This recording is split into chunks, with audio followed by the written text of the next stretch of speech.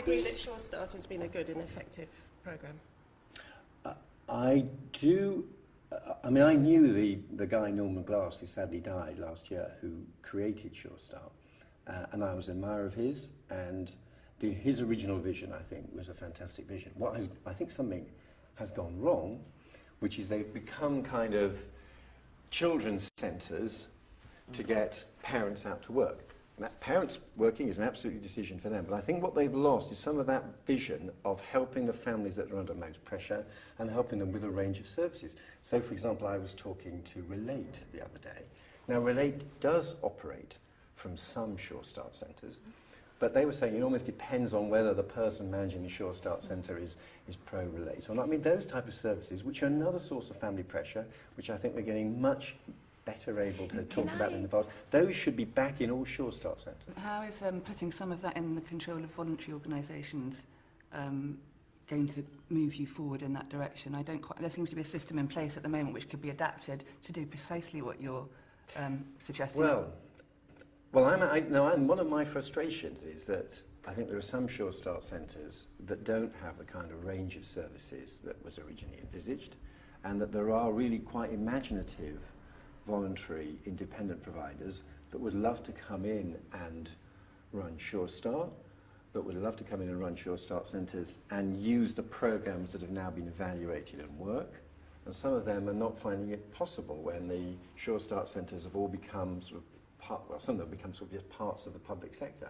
So we think when there are people out there, social enterprises, voluntary sector providers that want to come in and run a Sure Start centre, that have got some smart, well-researched ideas about this can help families under pressure, we think they should have a fair crack of the whip, they should have a fair opportunity to do it, and at the moment they don't. Right. Can I sorry to interrupt, can I ask a question of the panel, and to just allow David to take a sip of his tea, apart from anything else.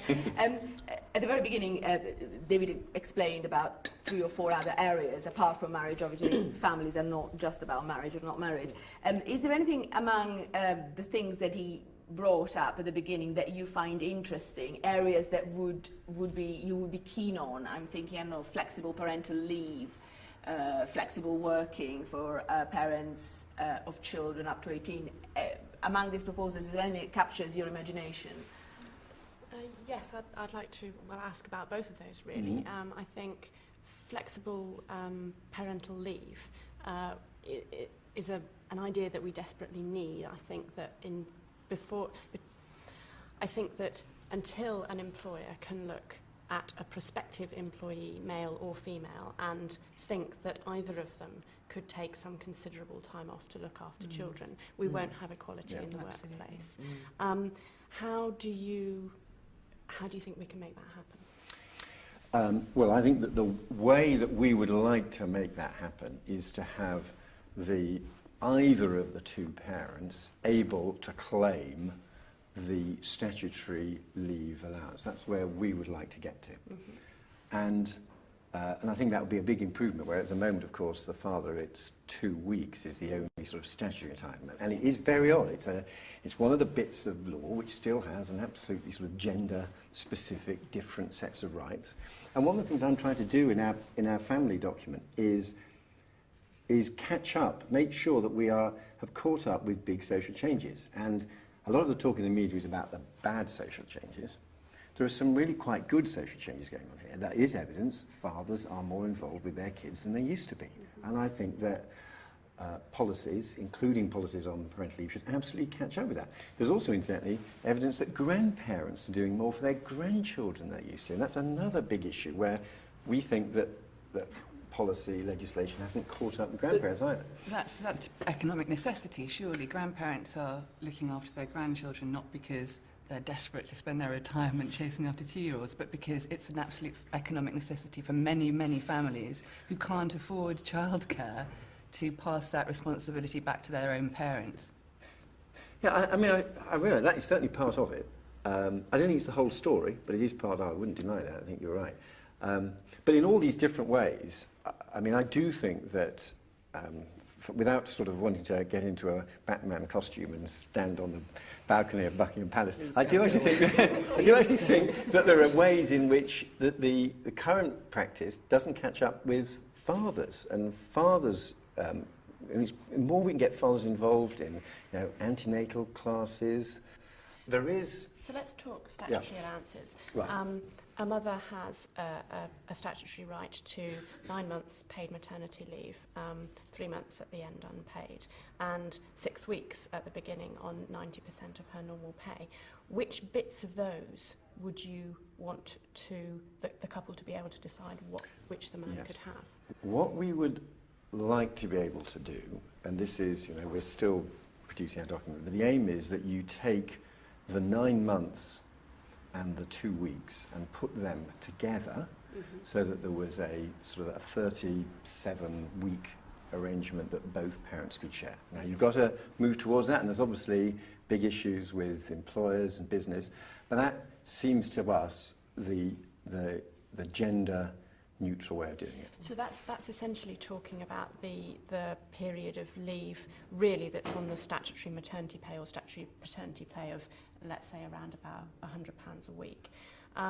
In a couple where the father is the main earner, then the ability for him to be able to take a period at nearly his full pay is likely to be crucial to the decision that any couple take.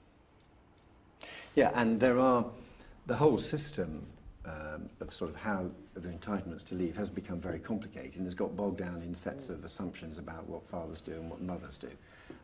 And you're raising wider issues here, and I think the system has a whole sort of set of problems that need to be addressed. But this is one specific proposal that we have to aim specifically just at making sure the father and mother are able to exchange their leave entitlement. Just out of curiosity, I'd like to ask the panel, what are the main issues, just headlines, literally, don't go into any of it in any great detail, but that matter to you, that if you were going to decide how to vote, as far as family policies were concerned, what are the headlines for you? What are the things that you need the next government to be looking at or doing? Very quickly, just a few. Child poverty. Yes, Child poverty. yeah, absolutely. Child poverty for me, I think it's just fundamental to social cohesion and trying to kind of get ourselves out of the mess which we are kind of definitely in at the moment.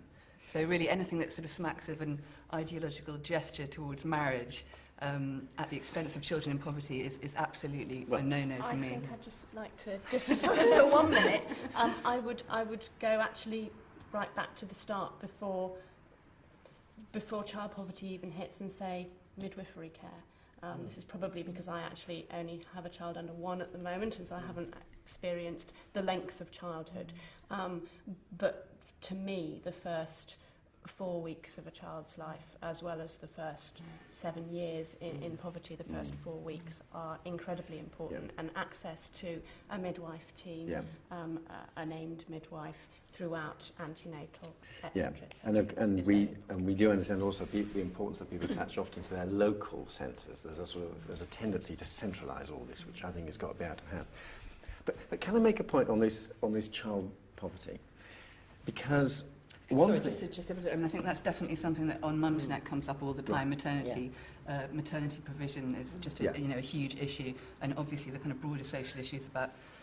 And we have got some proposals actually to try to keep accessible local midwifery services, and that is because we do. Is there going to be more money? Well, the health budget is one of the very few budgets that we have said we will protect, where whatever the fiscal pressures that we face, because public spending is going to have to be very tight. We have made it clear that health is an absolute priority.